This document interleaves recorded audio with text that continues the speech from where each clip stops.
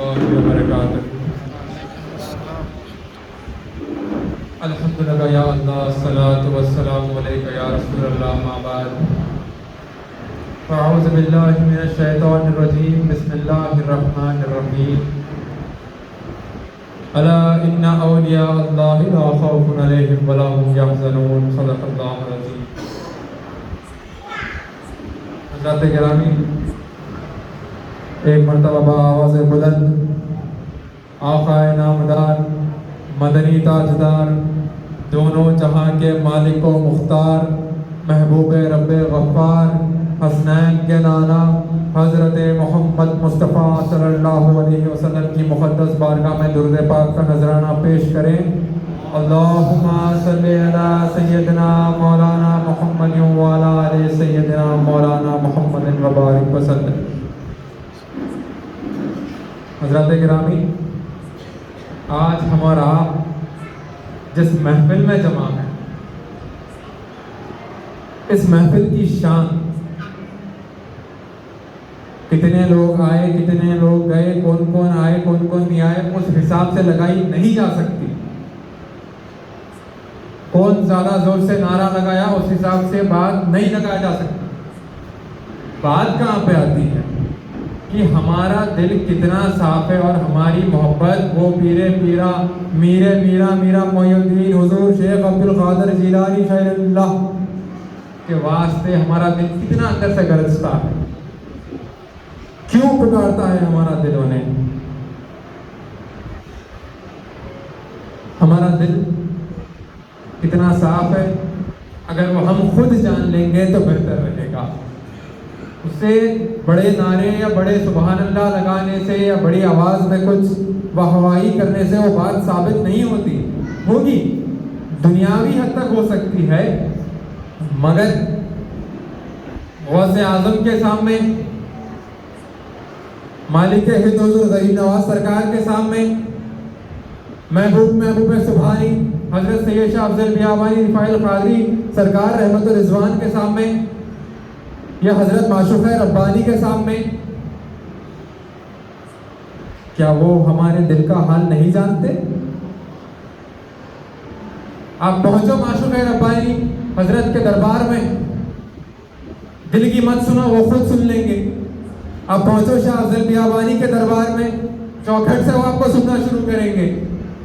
آپ پہنچو حضور غریب نواز کے دربار میں، وہ آپ کو سننا شروع کریں گے. اگر اس رشتے کو اور گہرا کرنا ہو تو ان سلسلوں سے اپنے آپ کو جوڑ لو، تاکہ آپ بیٹھو یہاں پر، آپ کے پیر آپ کی خبر رکھیں گے.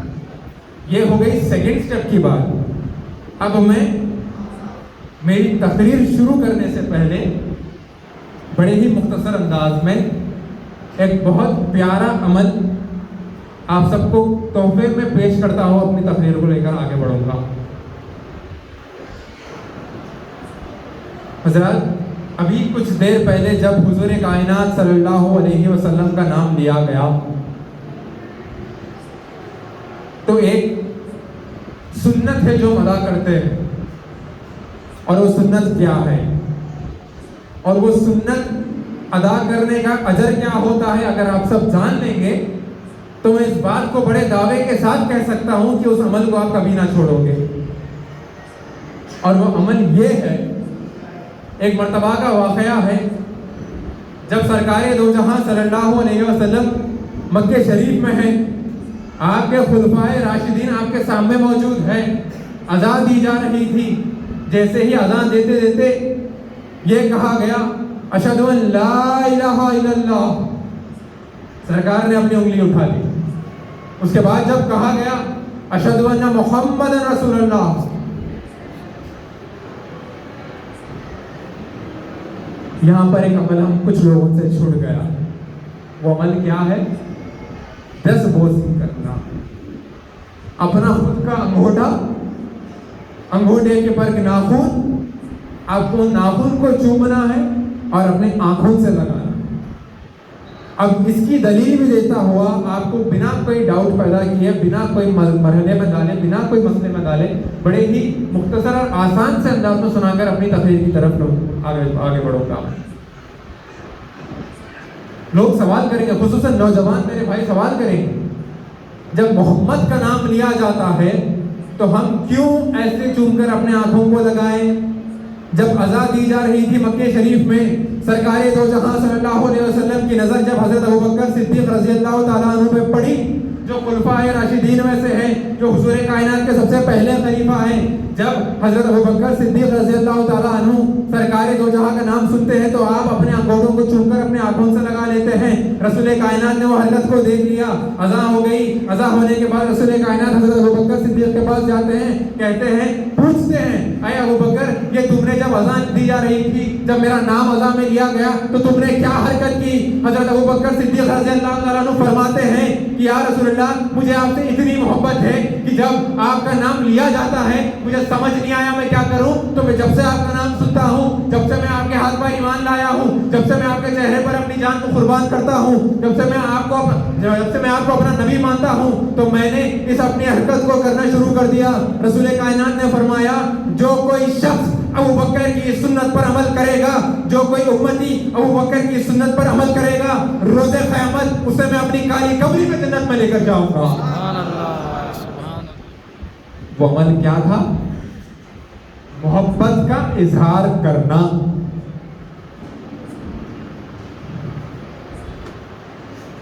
محمد سے محبت کا اظہار کرنا۔ ہم محبت کرنے والے کون ہوتے ہیں سرکار سے؟ ہماری کیا حیثیت، ہماری اوقات کیا ہے؟ محبت کرنی ہو تو خدا کو دیکھو کیسی محبت کرتا ہے، کلمہ بھی پڑھا تھا اس کے نام کا ہے، اذان بھی دلاتا ہے اس کے نام کی ہے، مگر بنا نام محمد نہ کلمہ مکمل ہوتا ہے نہ اذان مکمل ہوتی ہے۔ یہ عمل اگر ہم ہماری ڈیلی روٹین میں لا لیں گے تو اس میں کیا ہے؟ گناہ تو ہے نہیں، فائدہ کتنا بڑا ہے۔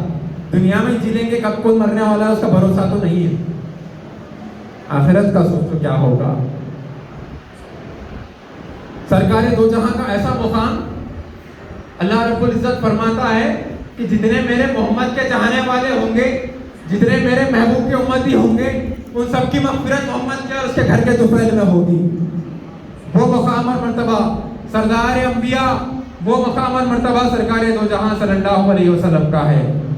اب آئیے آپ کے نواسے کے نواسے، محبوب سبحانی، خطب ربانی، شاہ جیلا، میرے میرا، حضرت میرا معین الدین شیخ عبد القادر جیلانی رضی اللہ تعالیٰ عنہ، آپ کا مقام اور مرتبہ کیا ہے بیان کرنے کی کسی کو کوئی ضرورت نہیں۔ اگر ماں پیٹ سننی ہوگا تو یہ بات سنتا ہوا پڑا ہوا ہوگا کہ غوث پاک کا مقام اور مرتبہ کیا ہے۔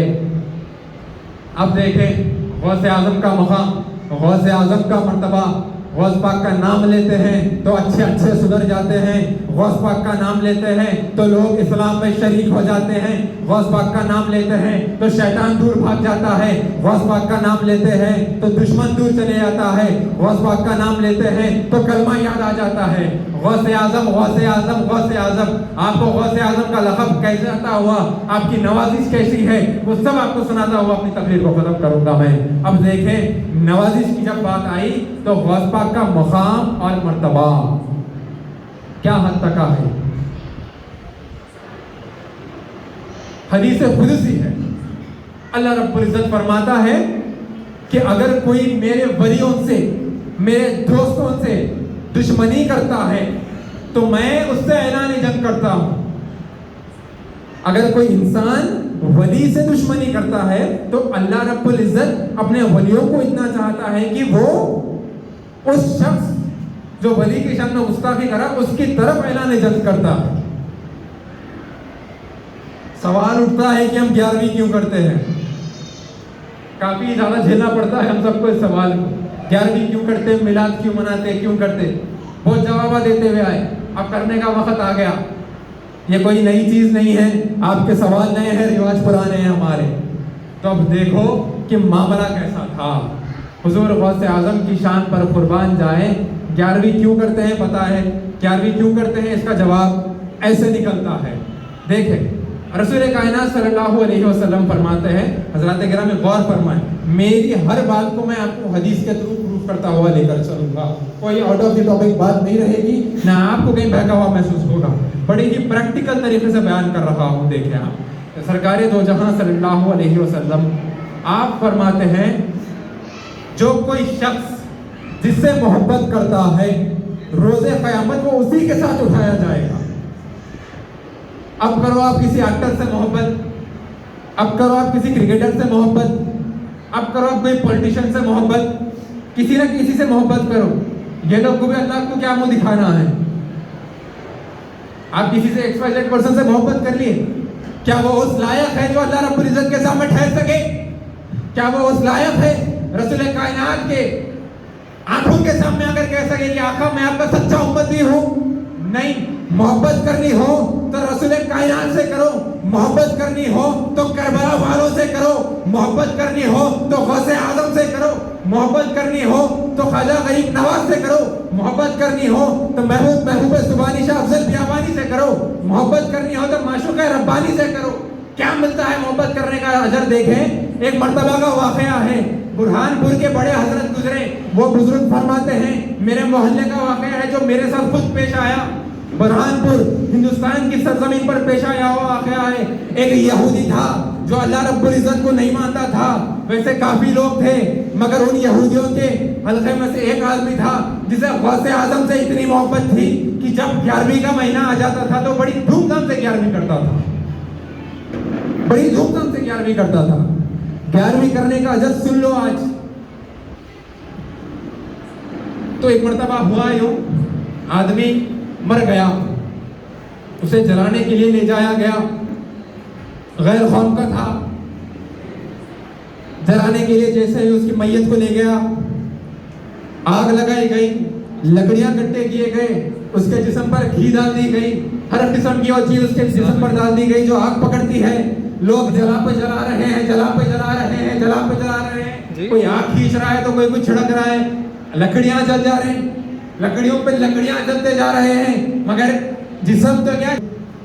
उनके खिदमत में आए लोग अर्ज किए, बाबा जी ये क्या हो रहा है? कल रात से कल दिन भर हम कोशिश में थे कि इस आदमी की लाश को आग लगाई जाए, उसके मजहब के तौर तरीके पूरे किए जाए, मगर हम परेशान हैं। कल रात से हम आग जला रहे हैं मगर वो जलने को है ही नहीं, लकड़ियां खत्म होती जा रही है, उसका जिस्म जल ही नहीं रहा है। हज़रत गौर फरमाएं, बात को बड़ी गहराई से समझें, उसका जिस्म जल ही नहीं रहा है। हजरत उस मामले को सुनते हैं, रात का वक्त था, आपने कहा कि चलो कल सुबह देखेंगे, कुदरती मामला था, आपको नींद आ गई, आप सो गए। आप ख्वाब में क्या देखते हैं? हजरत को उस वक्त नींद आना भी गौस पाक की मर्जी थी। हजरत ख्वाब में देखते हैं गौसे आजम उनके ख्वाब में तशरीफ फरमा है और फरमा रहे हैं, अरे मियाँ जाओ, ये लोग कितना भी जला ले उसका जिस्म चलने वाला है नहीं। क्यों? हजरत पूछते हैं, आखिर हजरत वो तो गैर कौम का था। गौस पाक फरमाते हैं, वो तो दुनियावी तौर पे गैर कौम का था, वो मुझसे इतनी मोहब्बत करता था कि वो मेरे नाम की 11वीं किया करता था, मेरे नाम से लोगों को खाना खिलाया करता था, वो मेरे गीत गाया करता था, लिहाजा मुझे उससे इतनी मोहब्बत हो गई, उसका पुकारना मुझे इतना पसंद आ गया, मैंने अल्लाह रब्बुल इज्जत की बारगाह में दुआ को हुआ और उसे इतनी तौफीक दिलवा दी, उसे इतनी तौफीक दिलवा दी कि वो उसके मरने से पहले ईमान पर आ चुका था। सुभान अल्लाह। और फरमाते हैं कि कल सुबह जैसे ही तुम जाओगे, उसके कफन के पास जाओ, उसकी लाश के पास जाओ, कफन ले जाओ, उसके जो भी रसूमात अदा करने होते हैं इस्लाम के मुताबिक सारे कर देना और उसकी तदफीन करना। ये मामला है, ये है 11वीं करने का अजर। ये बात से क्या चीज साबित होती है? देखो भाई, अकीदा रखना है, मुकम्मल रखना, एक पैर उधर एक पैर इधर नहीं चलने वाला है। मानना है या गौस बोलो पूरी तरीके से मानो, नहीं मानना है मत मानो, बेअदबी गुस्ताखी ना करो। आज हमारा काजीपेट की सरजमीन पर है, यहाँ पे हर कोई कलमा पढ़ने वाला है, यहाँ पर हर कोई कलमा पढ़ने वाला है।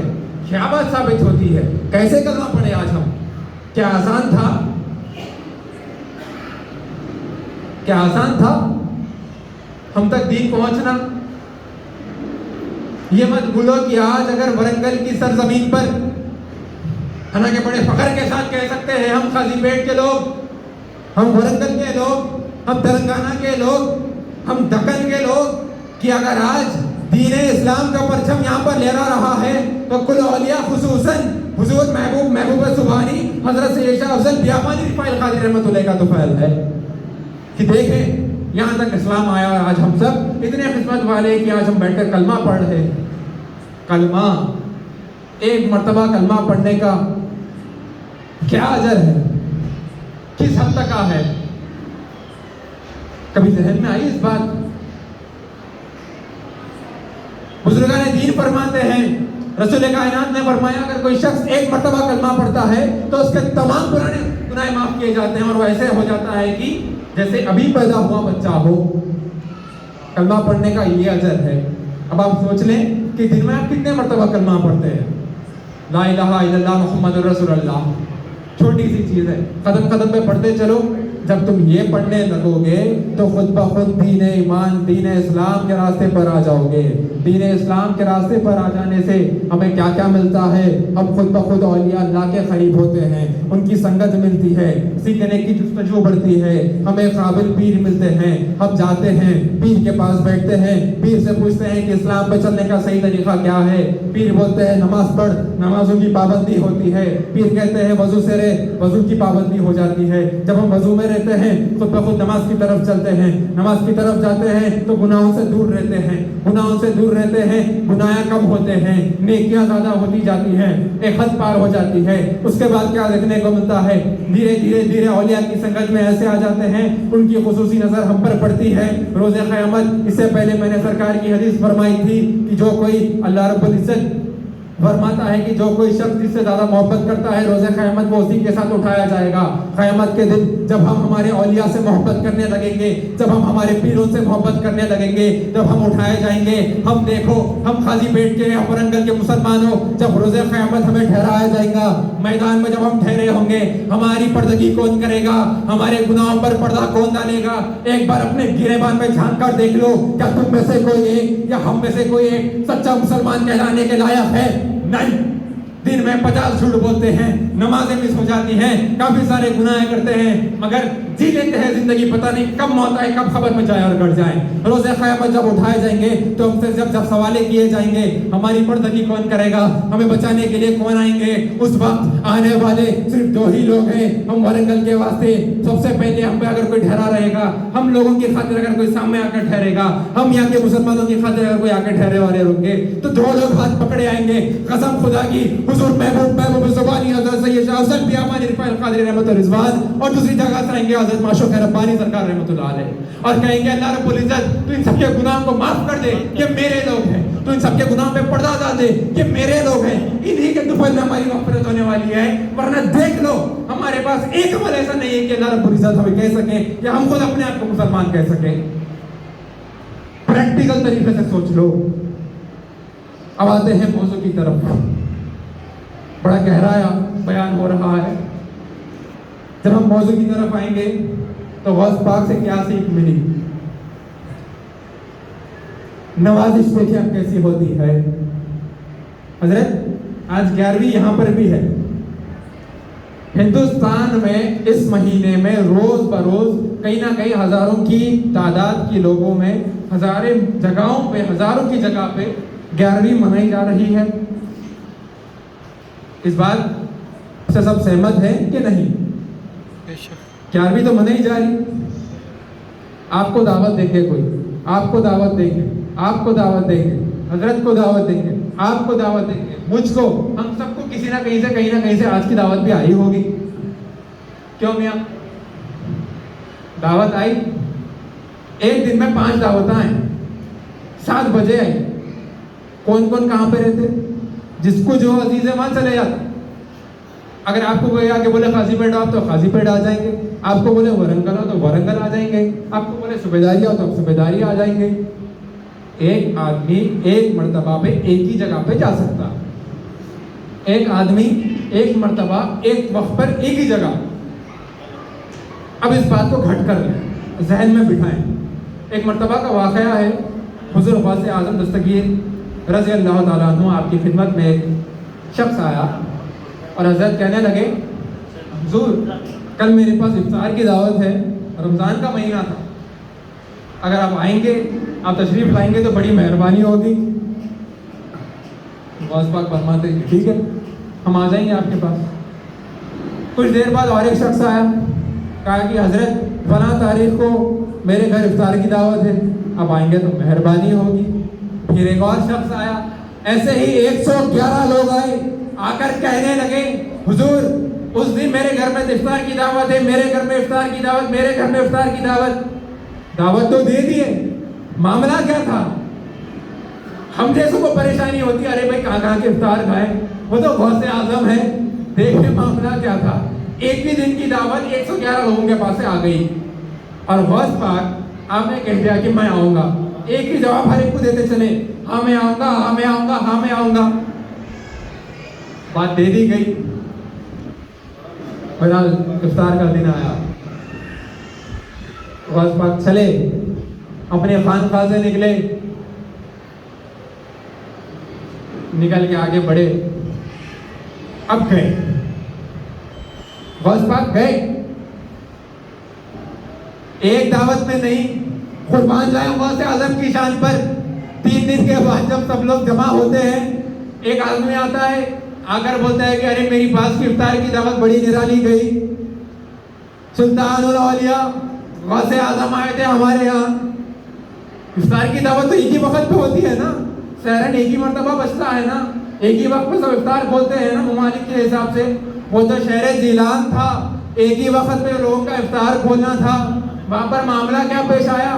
حضور غوث اعظم کی خانقاہ کے باہر بہت زور سے آواز آنے لگی لوگوں کی بحث کی، تو لوگ باہر جا کے دیکھے، غوث پاک کے خادم دوڑ کے باہر گئے اور پوچھے کہ آخر تم لوگ کیوں بحث کر رہے ہو؟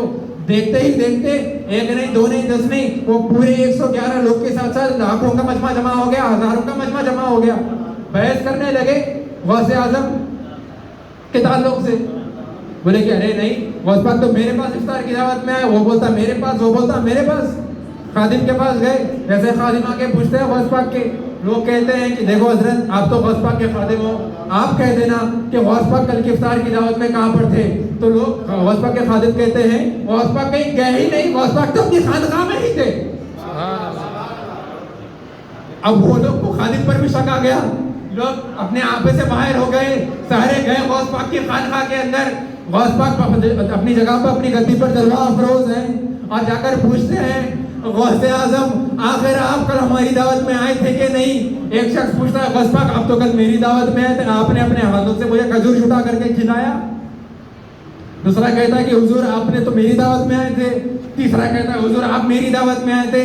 غوث پاک سب کو خاموش بٹھاتے ہیں، قربان جائیں غوث اعظم کی شان پر۔ غوث پاک فرماتے ہیں میں تیری بھی دعوت میں آیا، میں تیرے پاس بھی افطار میں آیا، میں تیرے پاس بھی افطار میں آیا۔ لوگ پریشان ہو گئے۔ غوث پاک فرماتے ہیں اللہ رب العزت نے مجھے وہ اختیارات دیے ہیں، مجھے اتنی توفیق دی ہے کہ میں ایک جگہ بیٹھ کر ایک سے زیادہ جگہوں پہ جا سکتا ہوں۔ یہ ہے غوث پاک کا مقام اور مرتبہ۔ جب حضور غوث پاک افطار کی دعوت کی خاطر جا سکتے ہیں تو ہمارا عقیدہ اتنا بھی کمزور نہیں۔ اس محفل میں بھی غوث پاک آئے ہوں گے، دوسری جگہ جہاں محفل چل رہی ہے وہاں پر بھی غوث پاک آئے ہوں گے، یہاں پر بھی رہیں گے، ہر جگہ رہیں گے۔ یہ صرف اپنی اپنی نسبت کی بات ہے کہ ہم کتنے سچے دل سے غوث پاک کو پکارتے رہیں گے، کتنے سچے دل سے ان کے بتائے ہوئے راستے پر چلتے رہیں گے، تاکہ ہم ان کے قریب ہوتے جائیں گے اور وہ ہمارے قریب ہوتے جائیں گے۔ یہ ہے۔ اب آئی نوازش کی بات۔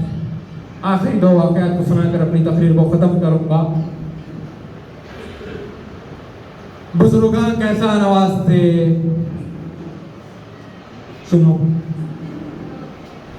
آپ کو قرآن حدیث پہ اگر شک ہے تو آپ ایمان سے باہر ہیں۔ اولیاء کے باتوں پر شک ہے تو آپ بات نہ سنیں۔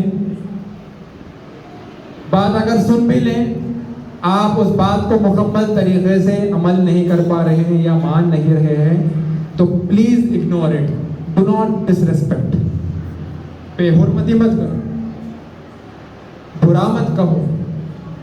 اینڈ میں جس کا ایمان، جس کا عقیدہ اس کے ساتھ ہے، جس کی خبر میں انہیں جواب دے لینے والے ہیں، مگر ہم جس کی خبر میں انہیں جواب دے لیں گے، مگر ہماری قسمت پہ ناز ہے ہم سے سوال جب پوچھا جائیں گا میں ساتھ لے کر جاؤں گا نسبت رسول کی، وہ ہماری محبت، ہماری نسبت ہمارے جواب دے دے گی. ہمیں نہ یہاں پر پریشانی ہوگی نہ وہاں پر پریشانی ہوگی. مگر جب ہم اولیاء سے جڑ جاتے ہیں، سچے پیر کامل سے جب جڑ جاتے ہیں تو کیسی نوازش ہوتی ہے. اب دیکھیں حضور غوث پاک اپنے ایک مرید کے گھر گئے. جیسے ہی گھر پر گئے کچھ دیر کی محفل ہوئی. محفل کے بعد غوث پاک کو کھانے کی دعوت دی گئی، اور جب آپ وہاں پر بیٹھے، بیٹھنے کے بعد ہاتھ دھلانے کے لیے کشکول لائی گئی اور ایک جگ میں سب ایک لوٹے میں پانی لایا گیا. ایک معصوم سی بچی پانی لے کر آ رہی تھی، تو بچی گئی غوث پاک کے ہاتھ پر پانی ڈالنا شروع کری. ذرا کرامات دیکھتے جائیں. غوث پاک اپنا نورانی ہاتھ دھو رہے ہیں، اپنا نورانی ہاتھ دھوتے دھوتے اس کی پیشانی کو گھور رہے ہیں. دیکھتے دیکھتے 1 منٹ ہو گیا، 2 منٹ ہو گئے، 3 منٹ ہو گئے. ایسے ہی بتا گیا کہ 11 سے 17 منٹ کے بیچ میں غوث پاک اپنا ہاتھ دھوئے رہے تھے. کرامت یہ ہوئی بچی پانی ڈالے جا رہی ہے. ایک ہی مرتبہ اس نے لوٹے کو اٹھایا، پانی ہی ختم نہیں ہوا. غوث پاک اپنا ہاتھ دھو رہے ہیں، اور کچھ وقت کے بعد غوث پاک جیسے ہی اپنا ہاتھ ہٹاتے ہیں لوٹے میں پانی خود بخود ختم ہو جاتا ہے. اور غوث پاک فرماتے ہیں الحمدللہ. ایسے کرامات بہت سن لی. اب آگے کا سنو. غوث پاک کا الحمدللہ کس واسطے بولنا تھا، ہمارا الحمدللہ کس واسطے بولنا ہے. غوث پاک دیکھتے ہیں کہ اس لڑکی کی پیشانی کو اور اپنا ہاتھ دھوتے ہیں. جیسے ہی دعوت کے بعد اب اس گھر سے نکلتے ہیں، خانقاہ پہنچنے کے بعد آپ کے مریدین سوال کرتے ہیں یا غوث اعظم آپ تو پانی کا بڑا کم استعمال کرتے ہیں ہاتھ دھونے کی خاطر، آخر ایسا کیا معاملہ تھا جو آپ اتنی دیر ہاتھ دھو لیے، اتنی دیر ہاتھ دھوئے کہ 11 سے 15 منٹ ہو گئے اور اپنے ہاتھ ہی نہیں ہٹائے. اور ہاتھ دھونے کے بعد آپ نے کہا الحمدللہ. غوث پاک فرماتے ہیں ارے میاں جو ہمیں دکھتا ہے وہ تمہیں نہیں دکھتا. میں جب ہاتھ دھو رہا تھا دھوتے دھوتے میری نگاہ اس لڑکی کے پیشانی پر پڑ گئی، اور میں نے کیا دیکھا، اس کی پیشانی پر نورانی قلم سے جہنمی لکھا ہوا تھا.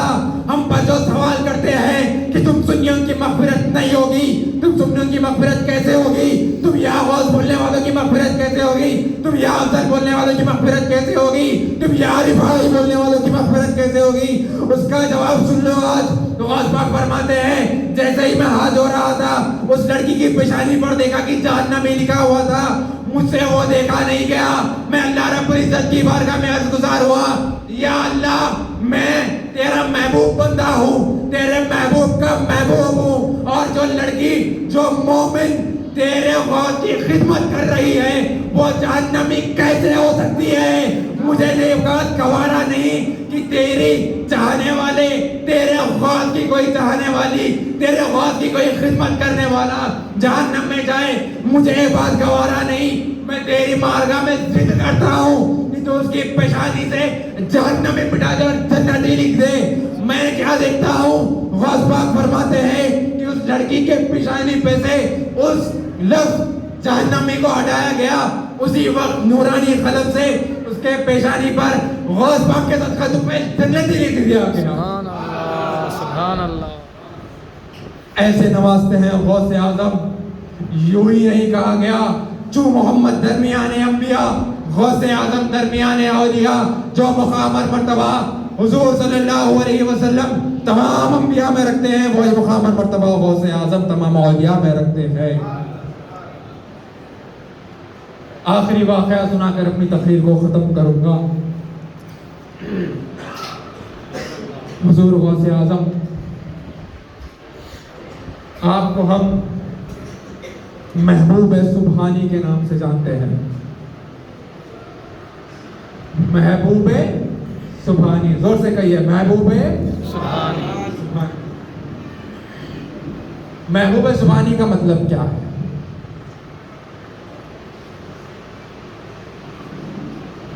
اللہ رب العزت کے محبوب. اب آئیے ہماری اپنی بات کرو، ہماری گھر کی بات کرو، جس کے طفیل سے آج قاضی پیٹ کی سرزمین کا نام قاضی پیٹ رکھا گیا ہے. حضور محبوب زبانی حضرت سید شاہ افضل بیابانی رفاعی القادری رحمت و رضوان. اب کیا پائے کہ بزرگ ہیں, مجھے تو حضور شاہ افضل بیابانی کی شان بیان کرنے کی کوئی ضرورت نہیں, آپ سب جانتے ہی ہیں. مگر ایک واقعہ اگر یاد دلا دوں تو ہمارا ایمان تازہ ہو جائے.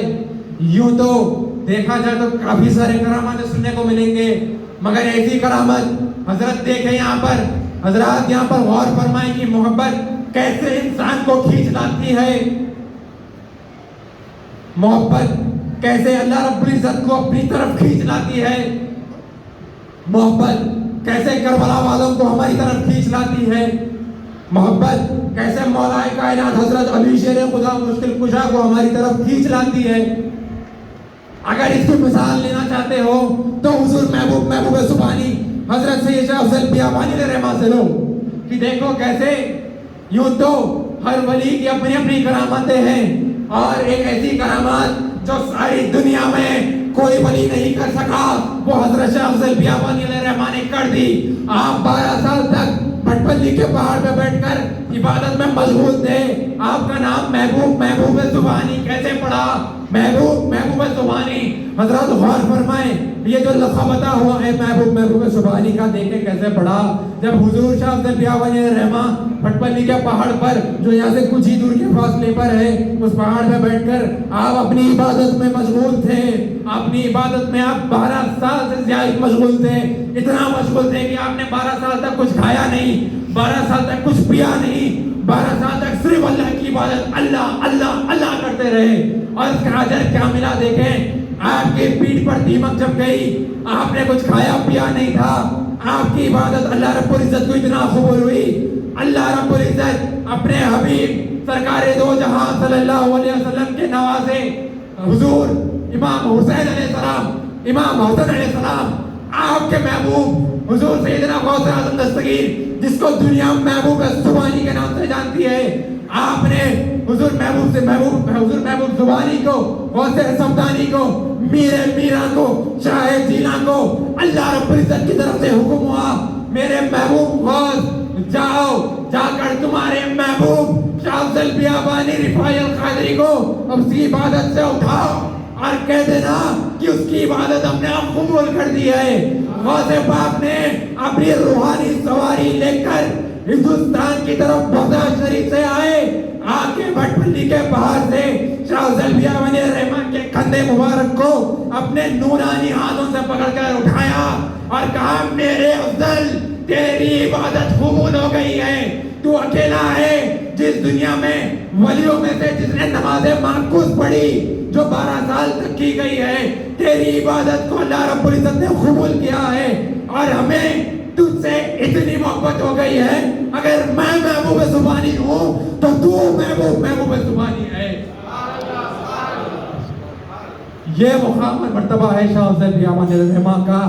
جاؤ ان کے در پر, دیکھو اپنا سر, سجدہ نہیں ہوتا, سجدہ تو صرف خدا کے سامنے ہوتا ہے. اگر وہ تم سوچتے ہو کہ اگر سامنے والے کے سامنے سر جھکانے سے سجدہ ہو جائے تو تم کافر ہو. ہم تو خدا نہیں مانے, بزرگان دین کے سامنے سر جھکانے والا کسی کو خدا نہیں مانا. کسی کے سامنے اگر جھکے تو کیا خدا بن گیا؟ نعوذ باللہ استغفر اللہ من ذالک. ارے ابھی میں سر ٹیک دوں, امام صاحب کے سامنے سر جھکا دوں, آپ کے سامنے سر جھکا, کیا آپ خدا بن گئے؟ نوجوانوں, آپ سب کو اس بات کو لے کر بھٹکایا جا رہا ہے. ارے واقعہ سناتا ہوا آگے چلو. آج کے اس دور میں بڑا ہی نصیحت والا واقعہ ہے. ہمیں کیا دیکھنے کو ملتا ہے, ہم کیسے رہتے ہیں, ہمارے اعمال کیا ہو رہے ہیں. اگر ہر کوئی یہاں پر سنی ہے تو اس واقعے کو اپنے بچپن میں ضرور سنا ہوگا. بزرگان دین کا پیغام ہمیشہ کیا رہا؟ کیا کوئی ولی بولے آؤ اور میرے مرنے کے بعد میری مزار پہ آ کے پھول چڑھاؤ, آؤ میری قبر پہ آ کے چادر چڑھاؤ, آؤ میری قبر پہ آ کے گلاب چڑھاؤ, آؤ عقیدہ پہ ڈر کے سلام پڑھو, آگے ڈر کے نعت پڑھو. کیا کوئی کسی ولی کا فرمان ہے یا نہیں؟ کیا کسی ولی کا فرمان ہے کہ نہیں؟ بتائیے آپ سب. نہیں. ہم کیوں کرتے ہیں؟ ہم حدیث پر عمل کرتے ہیں، وہ ہماری محبت کرنے کا اظہار ہے. ہم ہمارے اولیاء سے محبت کرتے ہیں تاکہ روز قیامت ہم ان کے ساتھ اٹھائے جائیں. اور یہ واقعہ حضور غوث اعظم کا بچپنا تھا. آپ اپنے گھر سے سفر کے لیے نکل رہے تھے. اس زمانے میں لٹیرے، ڈاکو، چور، کافی سارے ایسے لوگ موجود اس زمانے میں بھی ہے. وہاں پہ کیا دیکھنے کو ملا؟ جب غوث اعظم سفر کے لیے آگے جا رہے تھے، سفر کے لیے نکلے، آپ کی عمر 12 سال بتائی گئی، آپ سے چھوٹی، تو آپ وہاں پر کیا دیکھتے ہیں؟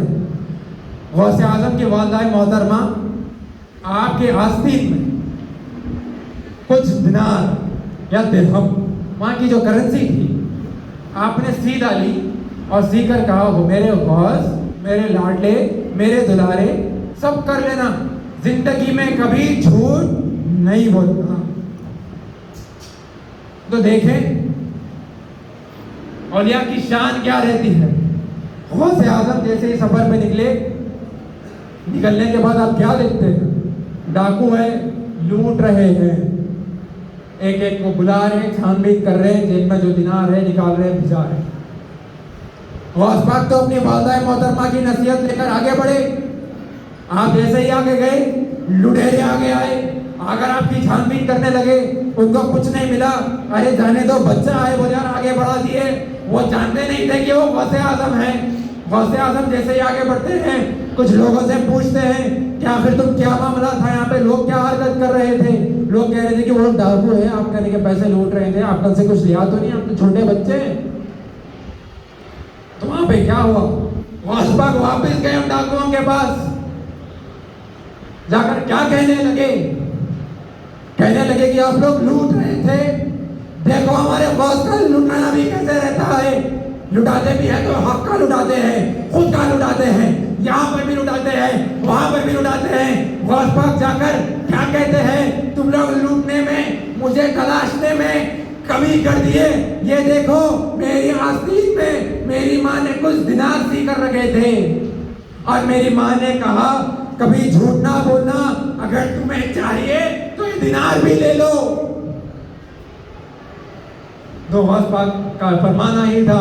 وہ جو ڈاکو لوگ تھے وہ لوگ غوث پاک کے پیروں پہ گر گئے اور کہنے لگے کہ حضور آپ کون ہیں؟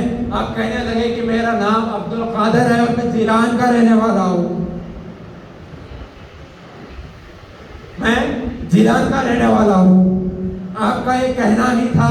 تو وہاں پہ ان لوگوں نے اٹھا اور پوچھا، آپ کے ہاتھ پر ایمان پر داخل کر لیجیے اور ہمیں کلمہ پڑھا دیجیے. اسی وقت غوث اعظم نے ان کو ایمان میں داخل کیا. اور کہا جاتا ہے کتابوں کے حوالے سے یہ لوگ پہلے وہ لوگ ہیں جو غوث پاک نے جس کو اسلام میں داخل کیے. پہلا ہاتھ اسلام کا اگر کہیں آگے بڑھا غوث پاک کا، تو دنیا کی سب سے بدترین لوگ ڈاکون کی طرف بڑھا. یہ ہے معاملہ اولیاء کا، یہ ہے معاملہ بزرگان دین کا. اسی کے ساتھ میں اپنی تقریر کو ختم کرتا ہوں. حضرات گرامی یاد رکھیں، پلیز بہکاوے میں نہ آئیں، صحیح طریقے سے اپنے آپ کو اسلام کے راستے پر لے کر چلیں، اولیاء کی سنگت میں رہیں. اگر ہم اولیاء کی سنگت میں رہیں گے تو ہمیں کیا دیکھنے کو ملے گا؟ ہم خود بخود اسلام کے راستے پر آ جائیں گے. ہم 11ویں کریں گے، غوث پاک کے قریب ہوں گے، عرس منائیں گے، صاحب مزار کے قریب ہوں گے. جب ہم اولیاء کی سنگت، بزرگان دین کی سنگت اختیار کرنا شروع کر دیں گے تو خود بخود دین اسلام کے راستے پر آ جائیں گے. جب دین اسلام کے راستے پر آ جائیں گے تو ہمیں کیا دیکھنے کو ملے گا؟ خود بخود ہمارے گناہ کم ہوتے جا رہے ہیں اور ہمارے سنت پر ہمارے نیکیاں بڑھتے جا رہے ہیں. ہم سنت پر عمل کرتے رہیں گے، ہم حضور کے قریب ہوتے رہیں گے، ہم 11ویں کرتے رہیں گے، ہم غوث پاک کے قریب ہوتے رہیں گے، ہم محرم شریف میں لٹاتے رہیں گے، کربلا والوں کے قریب ہوتے رہیں گے، ہم حضور غریب نواز کی چھٹی مناتے رہیں گے، ہم غریب نواز کے قریب ہوتے رہیں گے، ہم حضور محبوب زبانی حضرت سید شاہ افضل بیابانی کی 26ویں کا دن مناتے رہیں گے، حضور کے قریب ہوتے رہیں گے. ایسے ہی اگر ہم سارے بزرگان دین کی طرف جڑتے رہیں گے، ان کی طرف قریب ہوتے رہیں گے، تو ہم ان کی طرف قریب ہوتے رہیں گے تو خود بخود اسلام کے راستے پر رہیں گے اور ہمیں کوئی بھٹکانے والا پیدا نہ ہوگا. اسی کے ساتھ میں اپنی تقریر کو ختم کرتا ہوں. اور ہاں، عمل کی بات کی تھی نا میں نے. ایک چیز سنا رخصت لے لو. عمل کا بھی اگر مثال لینا ہو تو غوث پاک سے لو، اسی مہینے کی برکت سے لو. ایک عورت آئی، غوث پاک کے بڑے ہی مختصر کے انداز میں سنا دوں گا.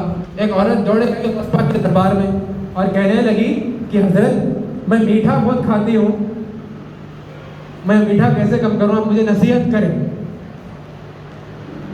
میٹھا بہت کھاتی ہوں، میں کم کیسے کروں، مجھے نصیحت دے. غوث پاک فرماتے ہیں اماں جاؤ 4 دن کے بعد آ. غوث پاک نے اس عورت کو بھجا دیا. وہ عورت آئی 4 دن کے بعد، غوث پاک کی بارگاہ میں پیش ہوئی اور کہنے لگی حضرت ہم کیسے اس میٹھا کھانا کم کریں. غوث پاک نے اس کو نصیحت دی کہ فلاں کرو، ایسے کرو، ایسے کرو، تمہارا میٹھا کھانا کم ہو جائے گا. آپ کے مریدوں نے پوچھا حضرت آپ یہ نصیحت تو 4 دن پہلے بھی بول سکتے تھے، آپ کیوں نہیں بولے؟ بولے کہ ارے میاں میں خود اس پہ عمل کر لوں پہلے پھر بولوں. حضور غوث پاک 4 دن کا وقت اس لیے لیے کہ آپ میٹھا کھانا چھوڑ دیے، آپ نے پہلے اس بات پر عمل کیا، اس کے بعد دوسروں کو نصیحت کرے. تو ہمیں بھی اسی طریقے سے رہنا ہے، اولیاء اکرام کے بتائے گئے راستے پر چلنا ہے تاکہ ہم دین اسلام کے صحیح راستے پر رہ سکیں. وآخر دعوانا الحمدللہ رب العالمین.